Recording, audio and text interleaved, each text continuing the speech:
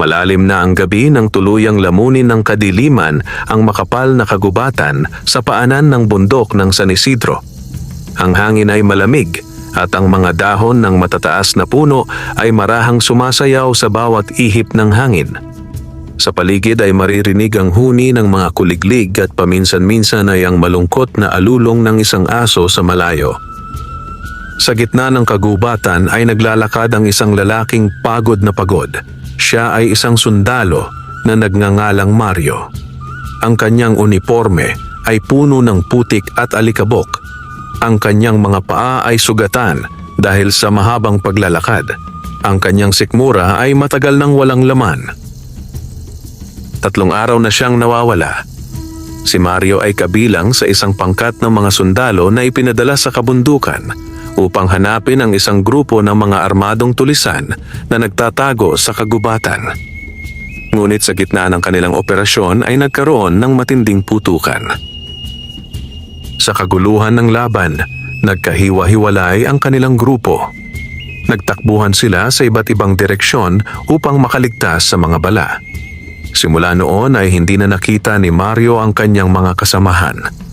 Ngayon ay nag-iisa siyang naglalakad sa gitna ng makapal na gubat. Diyos ko, saan na ba ako napadpad? Mahina niyang bulong habang hawak ang kanyang tiyan. Halos manginig ang kanyang mga tuhod sa gutom. Wala na siyang dalang pagkain. Ang natitirang tubig sa kanyang canteen ay matagal na ring naubos. Napahinto siya sa paglalakad. Napansin niyang tila mas lalong lumalalim ang gubat. Ang mga puno ay mas matatangkad, mas makakapal ang mga damo, at tila wala nang malinaw na daan palabas. Maya-maya ay may nakita siyang liwanag ng buwan na sumilip sa pagitan ng mga dahon. Sa ilalim nito ay may isang malaking puno ng santol. Napakalaki nito. Ang katawan ng puno ay napakalapad na tila hindi kayang yakapin ng 3 tao. Ang mga sanga nito ay nakalatag na parang payong na sumasakop sa buong paligid. At ang pinaka nakatawag pansin kay Mario ay ang mga bunga nito. Napakaraming hinog na santol na nakasabit sa mga sanga. Napangiti siya sa wakas. Salamat sa Diyos, sabi niya habang mabilis na lumapit sa puno. Pumitas siya ng isang santol at agad itong binuksan gamit ang kanyang maliit na kutsilyo. Hindi na niya hinintay pang balatan ng maayos. Agad niyang sinubo ang laman. Ang tamis, bulong niya habang mabilis na kumakain. Para sa isang gutom na tao, para na itong pagkain ng hari. Mabilis siyang pumitas ng isa pa. At isa pa. Hanggang sa bahagyang nabawasan ang matinding gutom sa kanyang tiyan. Ngunit habang siya ay kumakain, ay may bigla siyang napansin. May tila gumagalaw sa may ugat ng puno. Napahinto siya. Unti-unti niyang nilapitan ang bahaging iyon. At doon ay may nakita siyang isang maliit na nilalang. Napaatras si Mario sa gulat. Ang nilalang ay halos isang dangkal lamang ang laki. May suot itong maliit na pulang damit na tila gawa sa dahon. Ang kanyang balbas ay mahaba at kulay pilak. Ang kanyang mga mata ay kumikislap sa ilalim ng liwanag ng buwan. Isa itong duwende. Tahimik itong nakaupo sa isang ugat ng santol at nakatingin kay Mario. Hindi galit. Hindi rin nakakatakot. Sa halip ay tila mapagmasid lamang. Napalunok si Mario. Diyos ko! Nagugutom na yata talaga ako. Naghahalusinate na ako, sabi niya sa sarili. Ngunit biglang nagsalita ang nilalang. Hindi ka nagkakamali ng nakikita, sundalo. Nanlaki ang mga mata ni Mario. Ang boses nito ay maliit ngunit malinaw. Totoo ka? Nanginginig na tanong ni Mario. Ngumiti ang duwende. Oo. At ikaw ay kumakain ng santol mula sa aking puno. Biglang nahiya si Mario. Pasensya ka na. Gutom na kasi ako. 3 araw na akong naliligaw. Tahimik na tinitigan siya ng duwende. Pagkatapos ay marahan itong tumayo. Hindi ka dapat matakot. sabi ng duwende. Matagal na akong nagbabantay sa punong ito. Maraming tao ang dumadaan dito. Ngunit bihira ang may pusong tulad mo. Nagtaka si Mario. Pusong tulad ko? Tumango ang duwende. Bago ka kumain, nagpasalamat ka muna sa may kapal. Natahimik si Mario. Napakamot siya sa ulo. Nakasanayan ko lang iyon mula sa nanay ko. Ngumiti ang duwende. Ang pasasalamat ay tanda ng mabuting puso. Lumapit pa ito ng kaunti. Sabihin mo sa akin, sundalo, bakit ka nag-iisa sa gitna ng kagubatan? Huminga ng malalim si Mario at ikinuwento niya ang lahat. Ang kanilang misyon, ang putukan, ang pagkakahiwalay ng kanilang grupo, ang 3 araw na paglalakad sa gubat, at ang matinding gutom. Tahimik lamang na nakinig ang duwende. Pagkatapos ng kwento ay napabuntong hininga ito. Ang kagubatang ito ay hindi pangkaraniwan, sabi nito.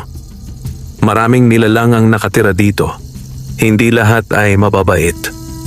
Napatingin si Mario sa paligid. Biglang tila mas naging malamig ang hangin. Ano ang ibig mong sabihin? Tanong niya. Bahagyang ngumiti ang duwende. May mga nilalang na mahilig manlinlang ng tao. May mga espiritu ng gubat. At may mga aninong naglalakad sa gabi. Napabuntong hininga si Mario. Dagdag pa sa problema ko. Ngunit tumingin ang duwende sa kanya ng may kabaitan. Ngunit huwag kang mag-alala. Tumigil ito sandali. Tutulungan kita. Nagulat si Mario. Ako? Bakit? Sumagot ang duwende. Dahil mabuti ang puso mo. Tumingala ang duwende sa malaking puno ng santol. Ang punong ito ay hindi pangkaraniwan. May kapangyarihan itong magbigay ng biyaya sa taong karapat-dapat. Napakunot ang noo ni Mario. Biyaya? Ngunit bago pa siya makapagtanong ay biglang umihip ang malamig na hangin sa kagubatan. Ang mga dahon ng santol ay biglang kumaluskos. At mula sa malayo, may narinig silang kakaibang tunog. Parang mga yabag sa tuyong dahon. Hindi isa, hindi dalawa, kundi marami. Napatingin ang duwende sa dilim ng kagubatan. Ang kanyang mga mata ay biglang naging seryoso. Hindi maganda ito. Mahinang bulong nito. Ano yon? Tanong ni Mario. Sumagot ang duwende sa mababang boses. May mga nilalang na papalapit. Mga nilalang na ayaw makita ng isang taong naligaw sa gubat. Biglang kinabahan si Mario. At doon nagsimula ang unang gabi ng sundalo sa mahiwagang gubat. At hindi pa niya alam na ang kanyang pagkikita sa mabuting duwende sa puno ng santol ay simula pa lamang ng isang napakalaking hiwaga na magbabago sa kanyang kapalaran. Tahimik ang kagubatan ngunit ramdam ang kakaibang tensyon sa paligid ng malaking puno ng santol. Ang malamig na hangin ay dumaan sa pagitan ng mga sanga at ang mga dahon ay marahang kumaluskos na tila nagbubulong ng babala. Nakatayo si Mario habang hawak ang maliit niyang kutsilyo. Hindi iyon sapat na sandata laban sa anumang nilalang na maaaring lumabas mula sa dilim, ngunit iyon lamang ang natitira sa kanya. Sa tabi niya ay ang maliit na duwende na nakatayo sa isang ugat ng santol. Tahimik itong nakikinig. Muli ay narinig nila ang tunog ng mga yabag sa tuyong dahon. Kras, kras, kras. Hindi yun hangin. Ay gumagalaw sa gubat. Napatingin si Mario sa duwende. Ano ba ang mga iyon? Mahina niyang tanong. Hindi agad sumagot ang duwende. Sa halip ay sumilip ito sa kadiliman sa pagitan ng mga puno. Manatili ka lamang sa ilalim ng punong ito, sabi ng duwende sa mahinang tinig. Bakit? Dahil ito ang isa sa iilang lugar sa gubat na hindi basta mapasok ng masasamang nilalang. Napakunot ang noo ni Mario. Masasamang nilalang? Tumango ang duwende. May mga nilalang na gumagala sa kagubatan kapag gabi. Hindi sila ganap na tao at hindi rin ganap na espiritu. Napalunok si Mario. Parang aswang ba? Bahagyang ngumiti ang duwende. May ilan na mas mapanganib pa. Biglang tumigil ang tunog ng mga yabag. Naging tahimik ang paligid. Masyadong tahimik. Napatingin si Mario sa dilim ng kagubatan. May nakita siyang mga anino na gumagalaw sa pagitan ng mga puno. 1, 2, 3. Unti-unti silang lumalapit. Hindi pa malinaw ang kanilang anyo, ngunit ramdam ni Mario ang kakaibang lamig na dumaan sa kanyang katawan. Parang may masamang presensya na papalapit. Napansin niyon ng duwende. Humawak ka sa punong santol, utos nito. Bakit? Gawin mo lang. Sumunod si Mario. Hinawakan niya ang magaspang na katawan ng puno. Sa sandaling iyon ay may kakaibang init siyang naramdaman sa kanyang palad. Parang may dumadaloy na enerhiya mula sa puno. Biglang lumitaw mula sa dilim ang unang nilalang. Napaatras si Mario sa gulat. Isa itong taong payat na halos balat at buto. Ang kanyang balat ay kulay abo at ang kanyang mga mata ay parang walang buhay. Ngunit ang pinakanakakatakot ay ang kanyang ngiti. Napakahaba nito at ang kanyang mga ngipin ay matutulis. Isa pa ang lumabas sa likod nito. At isa pa. 3 silang nakatayo sa gilid ng liwanag ng buwan. Mga lamang lupa na naging halimaw. Bulong ng duwende. Napakapit si Mario sa puno. Ano ang gusto nila? Sumagot ang duwende. Amoy nila ang isang taong pagod at gutom. Biglang tumawa ang isa sa mga nilalang. Ang boses nito ay parang kaluskos ng tuyong dahon. Isang sundalo. Matagal na kaming hindi nakakakita ng tao sa bahaging ito ng gubat. Napalunok si Mario. Hindi ko kayo hinahanap ng gulo, sabi niya. Ngunit muling tumawa ang nilalang. Ang gutom namin ay hindi nakikinig sa paliwanag. Unti-unti silang lumapit. Ngunit nang makarating sila sa gilid ng punong santol ay bigla silang napahinto. Parang may hindi nakikitang pader na pumipigil sa kanila. Napansin iyon ni Mario. Ano nangyayari? Ngumiti ang duwende. Sinabi ko na sa iyo. Hindi basta-basta mapasok ng masamang nilalang ang punong ito. Biglang nagalit ang isa sa mga halimaw. Lumabas ka dyan, sundalo. Hindi ka namin makukuha kung nasa loob ka ng santol na yan. Ngunit nanatili si Mario sa kinatatayuan niya. Lumapit ang duwende sa kanya. Sundalo, Mario? Sabi nito. Oo. Kung gusto mong makalabas ng gubat na ito, kailangan mong matutong magtiwala. Magtiwala kanino? Ngumiti ang duwende. Sa akin. Nagalinlangan si Mario. Ngunit sa sandaling iyon ay nakita niyang patuloy na naglalakad sa paligid ng puno ang 3 nilalang na tila naghahanap ng paraan upang makapasok. Napabuntong hininga siya. Sige, nagtitiwala ako sa iyo. Masayang ngumiti ang duwende. Magaling. Pagkatapos ay pumitas ito ng isang santol mula sa sanga. Ngunit kakaiba ang santol na iyon. Bahagyang kumikinang ang balat nito. Ang santol na ito ay hindi pangkaraniwan, sabi ng duwende. Inumin mo ang katas nito. Bakit? Upang magkaroon ka ng lakas na makaligtas sa gubat. Nag-alinlangan si Mario, ngunit dahil wala na siyang ibang pagpipilian ay kinuha niya ang santol. Binuksan niya ito. At agad niyang kinain ang laman. Sa unang kagat ay may kakaibang init na dumaloy sa kanyang katawan. Parang biglang bumalik ang kanyang lakas. Ang kanyang pagod ay tila bahagyang nawala. Napatingin siya sa duwende. Ano ito? Ngunit bago pa makasagot ang duwende ay biglang sumigaw ang isa sa mga halimaw. Hindi na kami maghihintay. Bigla silang sumugod patungo sa punong santol.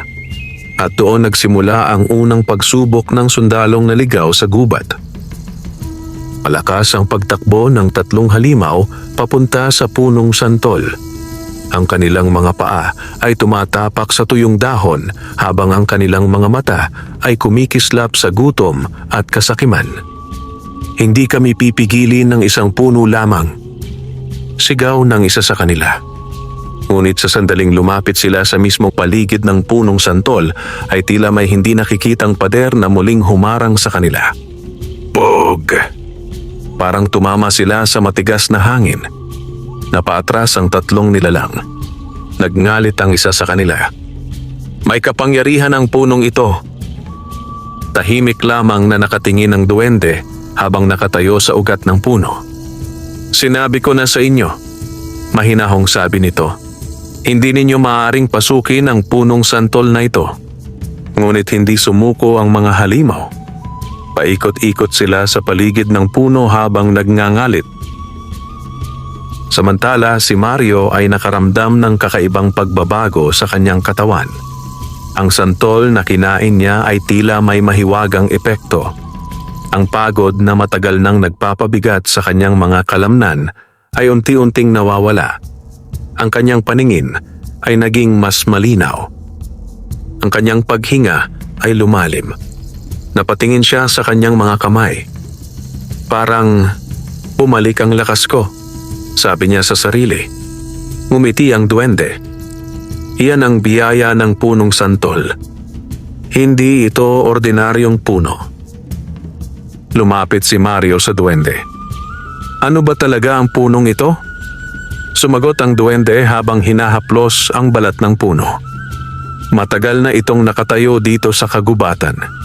Mas matanda pa ito kaysa sa karamihan ng mga puno sa bundok. Pinagpala ito ng mga espiritu ng kalikasan. Ang mga taong may mabuting puso lamang ang maaaring makatanggap ng biyaya mula rito. Napakamot si Mario sa ulo. Ibig sabihin, dahil mabuti akong tao, bahagyang natawa ang duwende. Hindi perpekto ang kahit sinong tao, ngunit malinaw ang iyong puso. Habang nag-uusap sila, ay patuloy na naglalakad sa paligid ng puno ang 3 halimaw. Hindi sila makapasok, ngunit hindi rin sila umaalis. Bigla nagsalita ang isa sa kanila. Hindi ka lalabas dyan habang buhay, sundalo. Maghihintay kami. Napabuntong hininga si Mario. Parang wala tayong choice kundi manatili dito. Ngunit umiling ang duwende. May paraan. Napatingin si Mario dito. Talaga? Tumango ang duwende. Ngunit kailangan mong maging matapang. Tumingin si Mario sa mga nilalang na patuloy na nagbabantay sa paligid. Kailangan ko ba silang labanan? Sumagot ang duwende. Hindi mo kailangang labanan silang lahat. Ngunit kailangan mong ipakita sa kanila na hindi ka madaling biktima. Nag-isip si Mario. Bagaman sundalo siya, pagod pa rin ang kanyang katawan mula sa ilang araw na paglalakad. Ngunit ramdam niya ngayon ang lakas na ibinigay ng santol. Biglang may ideya ang duwende. Sundalo Mario. Oo? Kumuha ka ng isa pang santol. Sumunod si Mario. Pumitas siya ng isang hinog na santol mula sa mababang sanga. Ngunit bago niya ito kainin ay sinabi ng duwende, "Huwag mong kainin. Buksan mo lamang ito." Ginawa iyon ni Mario. Binuksan niya ang santol. Ngayon ay ihagis mo ang laman sa lupa sa labas ng punong ito. Bakit? Umiti ang duwende. Subukan mo lamang. Ibinato ni Mario ang laman ng santol sa labas ng proteksyon ng puno. Sa sandaling tumama ito sa lupa ay biglang kumalat ang kakaibang liwanag mula sa santol. Napaatras ang 3 halimaw. Para bang nasunog sila sa liwanag. Ang kanilang mga mukha ay biglang napuno ng takot. Ang santol na iyon ay mula sa punong bantay. Sigaw ng isa. Hindi tayo maaaring lumapit dito. Nagtinginan ang 3 nilalang. Pagkatapos ay mabilis silang umatras, papasok sa dilim ng kagubatan. Unti-unti silang nawala sa pagitan ng mga puno. muling naging tahimik ang paligid. Ang kuliglig ay muling narinig. Ang malamig na hangin ay muling dumaan sa mga sanga. Napabuntong hininga si Mario. Salamat sa Diyos. Umupo siya sa ugat ng punong santol. Napangiti siya sa duwende. Salamat sa tulong mo. Ngunit hindi ngumiti ang duwende. Sa halip ay tumingin ito sa malalim na bahagi ng kagubatan. Hindi pa tapos ang gabi. Napakunot ang noo ni Mario. Bakit? Sumagot ang duwende sa mababang boses. Ang mga iyon ay mga tagasunod lamang. Nalamig ang likod ni Mario. Tagasunod? Tumango ang duwende. May mas malakas na nilalang na nag-uutos sa kanila. Biglang umihip ang malamig na hangin. Ang mga dahon ng santol ay kumaluskos ng malakas. At mula sa kailaliman ng kagubatan ay may narinig silang isang napakalalim na ungol. Isang ungol na tila mula sa isang nilalang na matagal nang naghahari sa madilim na bahagi ng gubat. Napatingin si Mario sa duwende. Ano yon? Sumagot ang duwende sa seryosong tinig. Iyon ang tunay na panganib ng kagubatang ito. Pagkatapos marinig ang malalim na ungol mula sa kailaliman ng kagubatan, ay biglang nanahimik ang paligid. Ang mga kuliglig ay tumigil sa paghuni at maging ang hangin ay tila huminto sa paghihip. Ang buong gubat ay parang natakot. Napatingin si Mario sa duwende. Ano yon? Muli niyang tanong habang bahagyang kinakabahan. Ang duwende ay nakatitig sa malayong kadiliman. Ang kanyang maliit na mukha ay naging seryoso. Iyon ang hari ng madilim na bahagi ng gubat. Mahinang sagot nito. Nanlamig ang batok ni Mario. Isa siyang halimaw? Bahagyang tumango ang duwende. Hindi siya simpleng halimaw. Isa siyang nilalang na matagal nang naninirahan sa bahaging ito ng kagubatan. Ano siya? Huminga ng malalim ang duwende. May mga tao na tinatawag siyang tagabantay ng dilim. Napakunot ang noo ni Mario. Tagabantay? Oo, sagot ng duwende. Noong unang panahon, isa siyang espiritu ng kagubatan na nagbabantay sa balanse ng kalikasan. Ngunit sa paglipas ng maraming taon, nagbago ang kanyang puso. Nasugatan siya ng kasakiman at galit ng mga tao. Napaisip si Mario. Ano ang ginawa ng mga tao? Pinutol nila ang maraming puno, sinunog ang bahagi ng kagubatan at pinatay ang maraming hayop. Tahimik na nakinig si Mario. Dahil doon, pagpapatuloy ng duwende, unti-unting napuno ng galit ang espiritu ng kagubatan. At mula noon ay naging halimaw siya sa dilim. Napabuntong hininga si Mario. Kung ganoon, delikado pala talaga dito. Tumango ang duwende. Ang tatlong nilalang na nakita mo kanina ay mga tagasunod lamang niya. Kung maramdaman niya ang presensya mo, maaaring siya mismo ang dumating dito. Napatingin si Mario sa kadiliman ng gubat. Ang ungol na narinig nila kanina ay tila nagmumula sa napakalayong bahagi ng kagubatan. Ngunit kahit ganoon ay sapat na iyon upang maramdaman ang bigat ng presensya nito. Umupo si Mario sa ugat ng puno. Hindi ko alam kung makakalabas pa ako sa gubat na ito, sabi niya. Ngunit umiling ang duwende. Makakalabas ka. Ano ang ibig mong sabihin? Ngumiti ang duwende. Ang punong santol na ito ay hindi lamang nagbibigay ng lakas. Ito rin ang puno ng landas. Napakunot ang noo ni Mario. Puno ng landas? Tumango ang duwende. May lihim na daan palabas ng kagubatan. Ngunit kakaunti lamang ang nakakaalam nito. Lumapit ang duwende sa puno. Hinawakan nito ang balat ng santol at pumikit sandali. Parang may kinakausap itong hindi nakikita. Ilang sandali ang lumipas. Pagkatapos ay muling tumingin ang duwende kay Mario. Bukas ng umaga, ipapakita ko sa iyo ang daan palabas ng gubat. Napangiti si Mario. Talaga? Oo, sagot ng duwende. Ngunit kailangan mong manatili dito ngayong gabi. Napatingin si Mario sa paligid. Sa ilalim lang ng puno? Tumango ang duwende. Walang makakasama sa iyo habang narito ka. Ngunit bago pa sila makapagpahinga, ay biglang muling umihip ang malakas na hangin. Ang mga sanga ng santol ay malakas na kumaluskos. Ang duwende ay biglang napatingin sa madilim na bahagi ng kagubatan. Hindi maganda ito. Napakunot ang noo ni Mario. Bakit? Mabagal na nagsalita ang duwende. Parang naramdaman niya ang presensya mo. Biglang may narinig silang mabigat na yabag mula sa malayo. Dug. Dug. Dug. Hindi ito tulad ng mga halimaw kanina.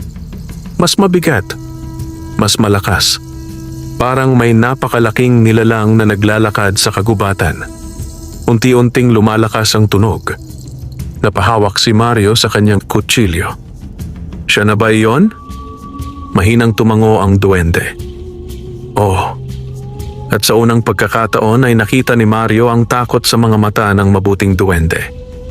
Ang hari ng madilim na gubat ay papalapit na. Sa malayong kadiliman ay may 2 pulang mata na unti-unting nagliwanag sa pagitan ng mga puno. At doon nagsimulang matanto ni Mario na ang gabi sa kagubatan ay hindi pa tapos. At ang pinakamalaking panganib ay kadarating pa lamang. Ang malamig na hangin sa kagubatan ay biglang naging mabigat. Parang may presensyang dahan-dahang bumabalot sa paligid ng punong santol. Si Mario ay nakatayo habang mahigpit na hawak ang kanyang maliit na kutsilyo. Bagaman sundalo siya, alam niyang walang laban ang maliit na sandatang iyon sa anumang halimaw na paparating.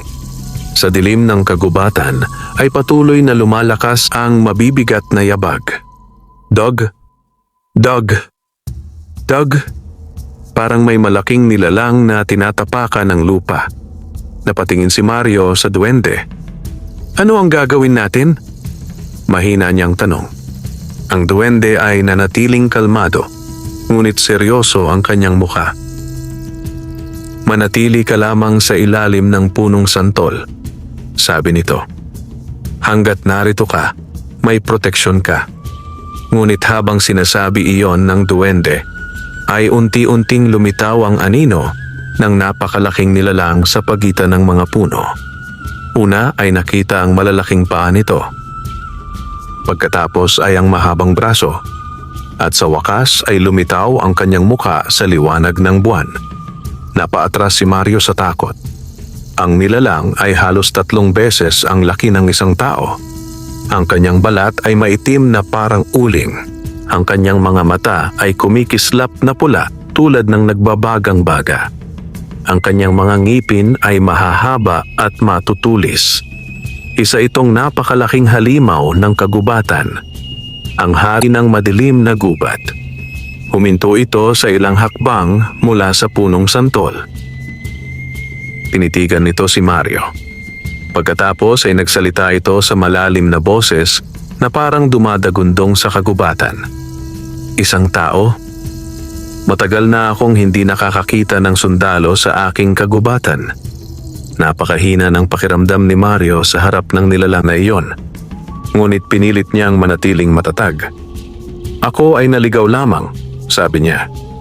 Hindi siya sumagot ng mayabang. Hindi rin siya nagbanta. Tumawa ang halimaw. Ang kanyang tawa ay parang kulog sa kagubatan. Naligaw ka sa maling lugar, sundalo. Lumapit ito ng bahagya. Ngunit nang makarating ito sa gilid ng punong santol, ay bigla itong napahinto. Napansin ni Mario iyon. Hindi rin siya makapasok. Bulong niya. Ngunit ang halimaw ay hindi umatras. Sa halip ay tumingin ito sa maliit na duwende. Ako pala ay may bisita dito. Matagal na kitang kilala, maliit na bantay ng santol. Nanahimik ang duwende. Aalis ka sa lugar na ito, matapang na sabi ng duwende. Ngunit ngumisi ang halimaw. Hindi ko kailangang pumasok sa punong iyan upang makuha ang taong iyon. Napakunot ang noo ni Mario. Ano ang ibig niyang sabihin? Biglang itinaas ng halimaw ang kanyang napakalaking kamay. Ang lupa sa paligid ay biglang nayanig. Ang mga tuyong dahon ay nagliparan.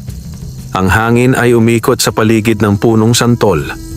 Napansin ni Mario na parang may madilim na enerhiya na nagtitipon sa paligid ng halimaw. Sumigaw ang duwende. "Mario, hawakan mo ang puno!" Agad na hinawakan ni Mario ang katawan ng santol. Sa sandaling iyon ay muli niyang naramdaman ang kakaibang lakas na nagmumula sa puno. Ngunit ang halimaw ay patuloy na nagtitipon ng kapangyarihan. "Kung hindi kita makukuha sa loob, sisindihan ko ang buong kagubatan sa paligid mo." Nanlaki ang mata ni Mario. "Ano?" Biglang ibinagsak ng halimaw ang kanyang kamay sa lupa. Pom! Ang lupa ay nagbitak. Ang mga tuyong dahon sa paligid ng puno ay biglang nagliyab. Unti-unting kumalat ang apoy sa paligid ng punong santol. Napahinga ng mabilis si Mario. "Masusunog tayo." Ngunit nanatiling kalmado ang duwende. Hindi basta-basta masusunog ang punong santol. Ngunit kung kumalat ang apoy sa buong kagubatan, mapipilitan tayong lumabas. Napakuyom ang kamao ni Mario. Napatingin siya sa halimaw na nakatayo sa labas. Ngumisi ang halimaw. "Lumabas ka na, sundalo. Ang kagubatan ay magiging iyong libingan." Tahimik si Mario. Naririnig niya ang pagkalat ng apoy sa paligid. Nararamdaman niya ang init nito. Ngunit biglang nagsalita ang duwende sa mahinang tinig. "Mario." "Oo? May isang paraan." Napatingin si Mario sa maliit na nilalang. "Anong paraan?" Ngumiti ang duwende. "Hindi lamang lakas ang taglay ng punong santol. Mayroon din itong lihim na kapangyarihan na matagal nang hindi ginagamit." Napakunot ang noo ni Mario. "Ano yon?" Sumagot ang duwende. "Ang kapangyarihan ng liwanag ng kagubatan." At sa sandaling iyon ay napansin ni Mario na ang mga bunga ng santol sa puno ay unti-unting nagliliwanag. Parang mga bituin sa gitna ng dilim. Ngunit hindi pa niya alam na ang kapangyarihang iyon ay may malaking kapalit. Unti-unting kumalat ang apoy sa paligid ng kagubatan. Ang mga tuyong damo at dahon ay mabilis na nagliyab at ang usok ay nagsimulang umakyat sa hangin. Ang init ay unti-unting nararamdaman ni Mario kahit nasa ilalim siya ng punong santol. Sa labas ng proteksyon ng puno ay nakatayo ang napakalaking halimaw, ang hari ng madilim na gubat. Ang kanyang mga pulang mata ay nagliliyab habang pinapanood si Mario. "Hindi ka makakatakas," sabi nito sa malalim na boses. "Ang apoy ay magpapalabas sa iyo." Ngunit sa likod ni Mario ay naroon ang maliit na duwende na nananatiling kalmado. "Mario," sabi nito. "Oh?" sagot ng sundalo habang kinakabahan. Panahon na upang gamitin ang kapangyarihan ng punong santol. Napatingin si Mario sa mga bunga ng santol na nakasabit sa mga sanga. Napansin niyang ang mga ito ay kumikinang na parang maliliit na bituin. "Ano ang gagawin ko?" tanong niya. Sumagot ang duwende. "Pumitas ka ng 3 santol." Agad na ginawa ni Mario ang sinabi nito. Inabot niya ang 3 hinog na santol na kumikislap sa liwanag. Ngunit kakaiba ang pakiramdam ng mga bunga. Mainit ang mga ito sa kanyang kamay, parang may enerhiya sa loob. "Ano ang gagawin ko dito?" tanong niya. Sumagot ang duwende. "Ihagis mo ang isa sa lupa." Ginawa iyon ni Mario. Sa sandaling tumama sa lupa ang santol, ay biglang kumalat ang maliwanag na liwanag sa paligid ng puno. Parang sumabog ang isang bola ng liwanag. Napaatras ang halimaw. "Arr!" Tinakpan nito ang kanyang muka. Ang pulang mata nito ay tila nasaktan sa liwanag. Napansin ni Mario yon. Natakot siya sa liwanag. Ngumiti ang duwende.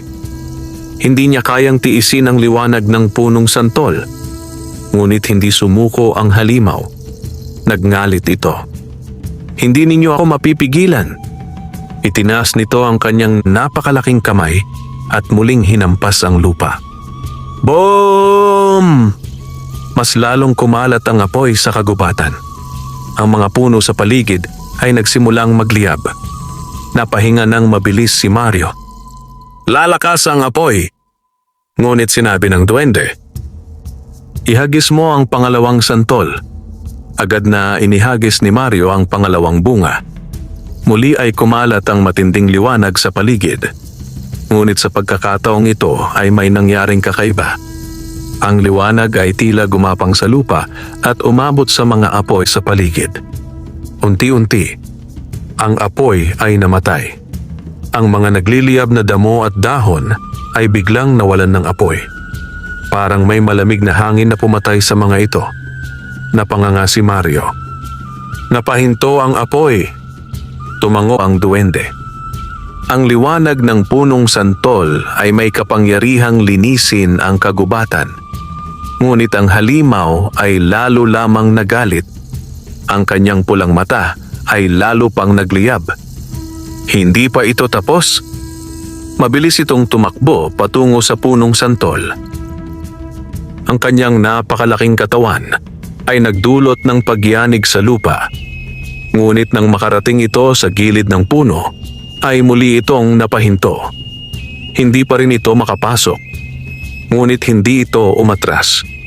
Sa halip ay yumuko ito at tumingin ng diretso kay Mario. Sundalo, hindi ka maaaring manatili dito habang buhay. Natahimik si Mario. Tama ang sinabi ng halimaw. Hindi siya maaaring manatili sa ilalim ng punong santol habang buhay. Ngunit biglang nagsalita ang duwende.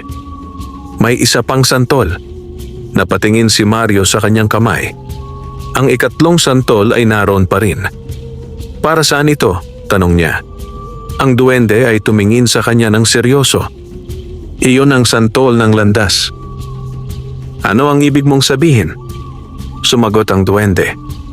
Kapag inihagis mo iyon sa lupa, magbubukas ang lihim na daan palabas ng kagubatan. Napangiti si Mario. Kung ganoon makakatakas tayo. Ngunit umiling ang duwende. Hindi tayo. Napakunot ang noo ni Mario. Bakit? Tahimik ang duwende sandali. Pagkatapos ay sinabi nito ang isang bagay na hindi inaasahan ni Mario. Isa lamang ang maaaring dumaan sa landas na yon. Nanlaki ang mata ni Mario. Ibig mong sabihin, sumagot ang duwende sa mahinang boses. Ikaw lamang. Tahimik ang paligid. Ang halimaw ay nakatingin sa kanila mula sa labas. Ang hangin ay malamig. At doon nagsimulang maintindihan ni Mario na may sakripisyong kailangang mangyari bago siya makalabas ng kagubatan. Tahimik ang kagubatan matapos sabihin ng duwende ang katotohanan. Si Mario ay nakatayo habang hawak ang huling santol sa kanyang kamay. Ang liwanag nito ay marahang kumikislap, parang isang maliit na bituin sa gitna ng dilim. Sa labas ng punong santol ay nakatayo ang napakalaking halimaw. Ang kanyang pulang mata ay nakatitig kay Mario, naghihintay lamang ng tamang sandali. Ngunit ang mas mabigat na iniisip ni Mario ay ang sinabi ng duwende. Isa lang ang maaaring makalabas? Tumango ang duwende. Oo, napailing si Mario. Hindi pwede yon. Napatingin sa kanya ang duwende. Bakit? Mahigpit na hinawakan ni Mario ang santol. Hindi kita iiwan dito. Sandaling natahimik ang duwende. Pagkatapos ay bahagya itong ngumiti. Sundalo, matagal na akong naninirahan sa kagubatang ito. Ang punong santol na ito ay aking tahanan. Napatingin si Mario sa malaking puno. Kung aalis ako, sino ang magbabantay sa punong ito? Tahimik si Mario. Wala siyang maisagot. Ngunit biglang nagsalita ang halimaw mula sa labas. Tapusin na ninyo ang inyong pag-uusap. Malapit nang sumikat ang araw, ngunit hindi kayo aabot doon. Muling gumalaw ang halimaw sa paligid ng puno, naghahanap ng paraan upang makapasok. Ngunit hindi pa rin ito makalapit. Lumapit ang duwende kay Mario. "Makinig ka," sabi nito. "Ang kagubatang ito ay hindi lamang puno ng panganib. Mayroon din itong mga lihim na kailangang bantayan." Tinuro nito ang punong santol. Ang punong ito ang isa sa mga pinakalumang bantay ng kagubatan. Kung mawawala ang bantay nito, maaaring masira ang balanse ng lugar na ito. Napatingin si Mario sa maliit na duwende. "Kung ganoon, hindi talaga ako dapat nandito." Ngumiti ang duwende. "Ang pagdating mo ay hindi aksidente. Pinadala ka rito ng kapalaran." Napakunot ang noo ni Mario. "Ano ang ibig mong sabihin?" Ngunit hindi na sumagot ang duwende. Sa halip ay tumingin ito sa santol sa kamay ni Mario. "Kapag inihagis mo yan sa lupa, magbubukas ang daan palabas ng kagubatan. Ngunit sandali lamang itong magtatagal." Napahigpit ang hawak ni Mario sa santol. "Hindi ako aalis kung iiwan kita." Ngunit tumiling ang duwende. "Ang buhay ng tao ay mahalaga. May pamilya kang naghihintay sa iyo." Biglang naalala ni Mario ang kanyang ina. Ang maliit nilang bahay sa probinsya. Ang kanyang pangako na babalik siya matapos ang kanyang misyon. Napayuko siya. Ngunit muling nagsalita ang duwende. "Mario." "Oo? Kung makalabas ka ng kagubatan, may isang bagay akong nais mong gawin." "Ano iyon?" Umiti ang duwende. "Ikwento mo sa mga tao ang tungkol sa kagubatan. Sabihin mo sa kanila na hindi lahat ng nilalang dito ay masama. Sabihin mo sa kanila na alagaan ang kalikasan." Naramdaman ni Mario ang bigat sa kanyang dibdib. Tumango siya. "Ipinapangako ko." Ngunit sa sandaling iyon ay biglang sumigaw ang halimaw. "Ayoko nang maghintay." Bigla itong umatake sa punong santol. Ang kanyang napakalaking kamao ay tumama sa lupa. Boom! Nayanig ang paligid. Ang mga ugat ng puno ay bahagyang gumalaw. Napaatras si Mario. Hindi na siya titigil. Sumigaw ang duwende. "Ngayon na! Mario, ihagis mo ang santol." Huminga ng malalim si Mario. Tumingin siya sa duwende. "Salamat, kaibigan." Ngumiti ang maliit na nilalang. "Mag-ingat ka, sundalo." At sa sandaling iyon ay inihagis ni Mario ang huling santol sa lupa. Pagbagsak nito ay biglang kumalat ang napakaliwanag na liwanag sa paligid. Ang lupa sa ilalim ng punong santol ay biglang nagbukas. At lumitaw ang isang makinang nalandas na papasok sa ilalim ng kagubatan. Sumigaw ang duwende. "Tumakbo ka!" Ngunit sa likod ni Mario ay narinig ang malakas na sigaw ng halimaw. At ang kanyang napakalaking kamay ay muling bumagsak sa lupa. Sumabog ang maliwanag na liwanag mula sa huling santol na inihagis ni Mario. Ang lupa sa ilalim ng punong santol ay biglang bumukas at nagpakita ng isang makitid ngunit maliwanag na landas na papasok sa ilalim ng kagubatan. Ang liwanag nito ay parang sinag ng buwan na bumubuo ng 100. "Tumakbo ka, Mario!" sigaw ng duwende. Hindi na nagdalawang isip si Mario. Mabilis siyang tumakbo papunta sa bukas na landas. Ngunit sa likod niya ay narinig niya ang napakalakas na sigaw ng halimaw. "Hindi ka makakatakas!" Biglang ibinagsak ng halimaw ang kanyang napakalaking kamay sa lupa. Boom! Nayanig ang buong paligid. Ang mga ugat ng punong santol ay gumalaw at ang lupa ay bahagyang nagbitak. Napalingon si Mario. Nakita niya ang halimaw na sinusubukang maabot siya. Ngunit bago pa ito makalapit ay tumalon ang duwende sa harap ng punong santol. Itinaas nito ang kanyang maliit na kamay. At sa sandaling iyon ay nagliwanag ang buong puno. Ang mga bunga ng santol ay kumislap na parang mga bituin. Isang napakalakas na liwanag ang kumalat sa paligid. Napaatras ang halimaw. Ah! Tinakpan nito ang kanyang muka. Hindi kita papayagang makuha ang taong ito, sigaw ng duwende. Napatigil si Mario sandali habang nakatingin sa maliit na nilalang na matapang na humaharap sa napakalaking halimaw. Ngunit naalala niya ang sinabi ng duwende. Tumakbo ka. Muling tumakbo si Mario sa loob ng liwanag na landas. Habang siya ay tumatakbo ay napansin niyang ang paligid ay tila nagbabago.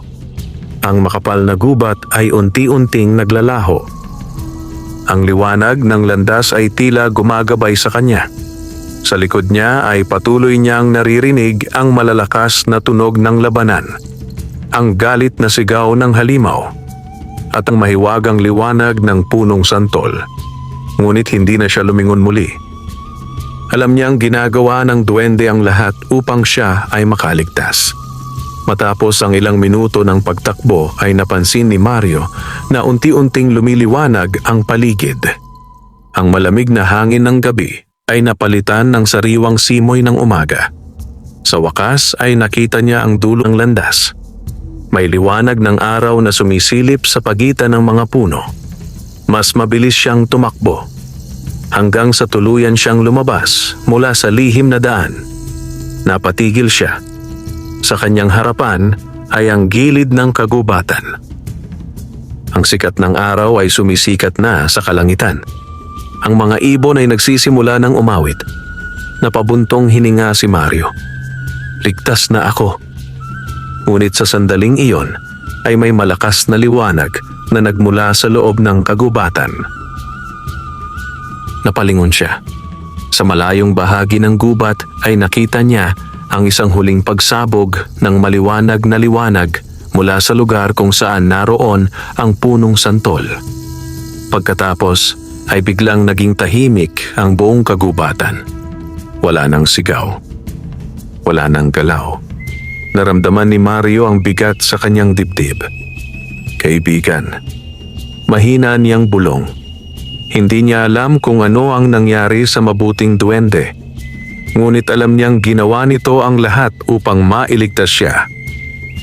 At sa sandaling iyon ay nangako si Mario sa kanyang sarili. Hindi niya makakalimutan ang nangyari sa kagubatang iyon. Hindi niya makakalimutan ang mabuting duwende sa punong santol. Ngunit hindi pa niya alam na ang kanilang pagkikita ay hindi pa pala tuluyang nagtatapos.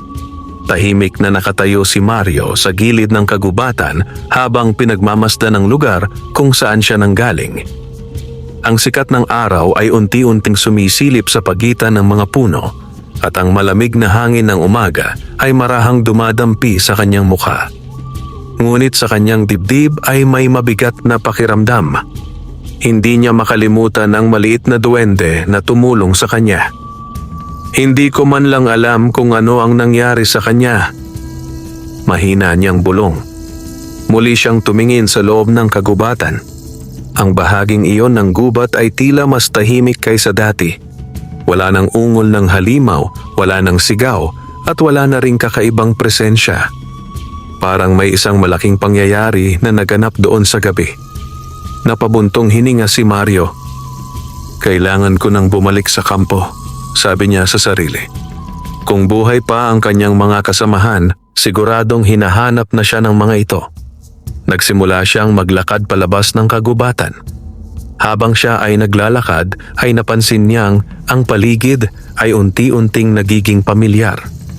Ang mga puno ay hindi na gaanong makapal at ang lupa ay may bakas ng mga lumang daanan. Matapos ang halos isang oras na paglalakad ay nakarating siya sa isang maliit na daan na ginagamit ng mga magsasaka sa lugar. Napangiti siya. Ito na ang daan papunta sa baryo. Ngunit habang siya ay naglalakad, ay may napansin siyang kakaiba sa kanyang bulsa. may naramdaman siyang maliit na bagay. Napahinto siya. Dahan-dahan niyang inilabas ang laman ng kanyang bulsa. At doon ay nakita niya ang isang maliit na buto ng santol. Napakunot ang noo niya. Paano ito napunta dito? Naalala niya ang huling santol na inihagis niya upang mabuksan ang lihim na landas. Ngunit ang buto na hawak niya ngayon ay kakaiba. Bahagyang kumikinang ito sa liwanag ng araw. Biglang may narinig siyang mahinang boses sa kanyang isipan. Mario! Napalingon siya sa paligid. Hello? Tawag niya. Ngunit walang tao sa paligid. Muli niyang narinig ang boses. Mahina ngunit malinaw. Mario, huwag mong kalimutan ang iyong pangako. Nanlaki ang mata ni Mario. Ang boses na iyon ay pamilyar. Duwende, ikaw ba yon? Tanong niya. Tahimik ang paligid. Ngunit ang buto ng santol sa kanyang kamay ay bahagyang nagliwanag. At doon niya naalala ang pangako niya sa maliit na nilalang. Ang ikwento sa mga tao ang tungkol sa kagubatan. Ang ipaalala sa kanila na hindi lahat ng nilalang sa gubat ay masama. Mahigpit niyang hinawakan ang buto ng santol. Ipinapangako ko, mahina niyang sabi. Hindi kita kakalimutan. Pagkatapos ay itinago niya muli ang buto sa kanyang bulsa at nagpatuloy siya sa paglalakad patungo sa baryo. Ngunit sa kanyang puso ay alam niyang ang buto ng santol na iyon ay hindi lamang alaala. May dala itong lihim na kapangyarihan. Isang kapangyarihan na maaaring magbago ng kanyang kapalaran. At ang kapangyarihang iyon ay hindi pa niya lubos na nauunawaan. Lumipas ang ilang araw matapos makalabas si Mario sa mahiwagang kagubatan. Nakabalik siya sa kanilang kampo at muli niyang nakita ang ilan sa kanyang mga kasamang sundalo. Laking gulat ng lahat nang makita siyang buhay sapagkat inakala nilang hindi na siya makakalabas sa makapal na gubat na iyon. Mario, buhay ka pa pala, sabi ng isa sa kanyang mga kasamahan habang tinatapik ang kanyang balikat. Ngunit si Mario ay tahimik lamang nang umiti. Hindi niya agad ikinuwento ang nangyari sa kagubatan sapagkat alam niyang hindi basta-basta mauunawaan ng karamihan ang kanyang karanasan. Matapos ang kanilang misyon ay pinayagan silang makauwi sa kanilang pamilya. At ang unang ginawa ni Mario ay ang bumalik sa kanilang maliit na bahay sa probinsya kung saan naghihintay ang kanyang ina. Pagdating niya ay halos maiyak sa tuwa ang matanda. Mario, akala ko hindi na kita makikita. Mahigpit siyang niyakap ng kanyang ina. Ma, ligtas na po ako, sabi ni Mario. Sa gabing iyon ay tahimik silang naghapunan. Ngunit habang nakaupo si Mario ay naalala niya ang pangako niya sa mabuting duwende. Kinuha niya mula sa kanyang bulsa ang buto ng santol. Bahagya pa rin itong kumikislap sa liwanag ng lampara. Napansin iyon ng kanyang ina. Ano yan, anak? Ngumiti si Mario. Isang alaala mula sa kagubatan. Kinabukasan ay nagtungo siya sa likod ng kanilang bahay. May maliit na bakanteng lupa roon. Dahan-dahan niyang hinukay ang lupa gamit ang pala. Pagkatapos ay inilagay niya roon ang buto ng santol. Habang tinatabunan niya ito ng lupa ay mahina siyang nagsalita. Para sa iyo, kaibigan. Hindi ko nakalimutan ang pangako ko. Ilang sandali siyang nanatiling nakatingin sa lupa. At sa sandaling iyon ay may naramdaman siyang malamig ngunit magaan na hangin na dumaan sa paligid. Parang may isang maliit na nilalang na dumaan sa tabi niya. Napangiti si Mario. Lumipas ang mga buwan. Unti-unting tumubo ang maliit na punla ng santol sa likod ng kanilang bahay.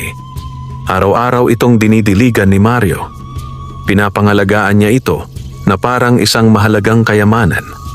At sa paglipas ng mga taon ay lumaki ito at naging isang malaking puno ng santol. Kakaiba ang punong iyon. Mas malusog ito kaysa sa ibang puno. Mas marami rin itong bunga.